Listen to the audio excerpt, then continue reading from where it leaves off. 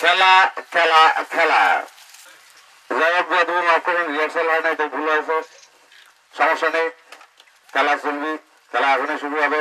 বাঘ সিংহের মধ্যে লড়াই, বিশেষ আকর্ষণ সম্পূর্ণ খেলাটি ভিডিওতে ধারণ করা হচ্ছে। এই ভিডিও ভাই এদিকে আসেন, আমার তো আগেছেন আপনার খেলা। আমি খেলোয়াড় ভাইদের অনুরোধ করবো মাঠে গিয়ে দাঁড়ান। রিফারি ভাই আপনার নামটা ভুলে গেছে, নামটা যদি একটু বলেন আমি ঘোষণা দিয়ে দিতে চাই। আজকের খেলা পরিচালনা করবেন বিখ্যাত অত্র অঞ্চলের হাডুডু রিফারি ধনু মিয়া। ধনু মিয়া আসতেছে মাটি কাঁপিয়ে পা দাপিয়ে বাংলার হাতি। দেখলি পরে বোঝা যায় কি নাদুস নুদুস বডি, মনে হয় তেলের ড্রাম।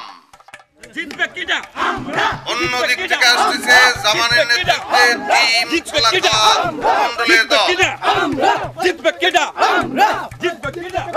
কিছুক্ষণের মধ্যে শুরু হবে বাঘ সিংহের লড়াই। আপনারা প্লেয়ারদের উৎসাহ করুন এবং যার যার সাইড নিয়ে বসে পড়ুন। এখন টস হবে, দেখা যাক কি হয়।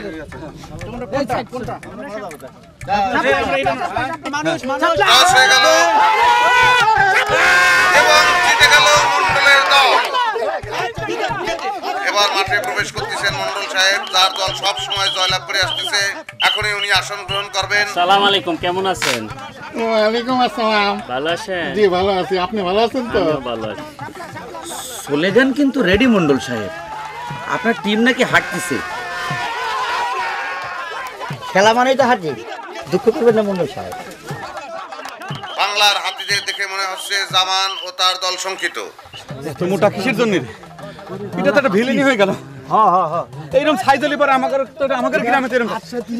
এবার গায়ের বল বৃদ্ধির ওষুধ নামিয়ে গেছে মাঠে। আরে রাখ তোর বল, দেখেছিস পটকা আমার গলা শুকায় আসছে কিসের জন্য রে? পটকা এই খালু জানাইছে, কিছু কইছে?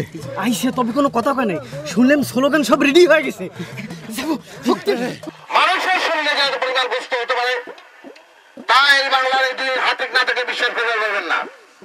একটু আগে এখানে একবার ভাই বলছিলেন যে কম করে হলে দুজনের গায়ে 5 মণের বেশি মাংস হবে। একজন পটাশ করে চ্যালেঞ্জ করছে যে না ভাই 4 মণের বেশি হবে না। গোস্তের পরিমাণ বলবার যাই হোক, আমি জানতে চাই যে তারা খায় কি। আমি শুনছি গরু মোটা দাদা করার জন্য ইউরিয়া সার খাওয়া হয়। বড় ভাই, 2 মোটা বড় ভাইয়ের কাছে আপনার প্রশ্ন, আপনারা কি খান? কি করছে রে? এই মাস্ত, এই কি করছিস? হ্যাঁ এই ভালো করে কত দি বাংলার দুই হাতের পায়ের তলায় পড়ে মন্ডলের খেলোয়াড় কি অবস্থা হবে সেটা করছিস না কিছু নেই। এই দুই হাতের নিচে করে অন্য দলের প্লেয়ারকে সেটকে যায় না, তাদের বিছনা বানায় এই দলের প্লেয়াররা ঘুমায়, সেটা আমরা খেলার মধ্যে দেখতে পাবো। খেলা খেলা খেলা। রেফারি ভাইকে বলছি যে দ্রুত খেলা শুরু করেন।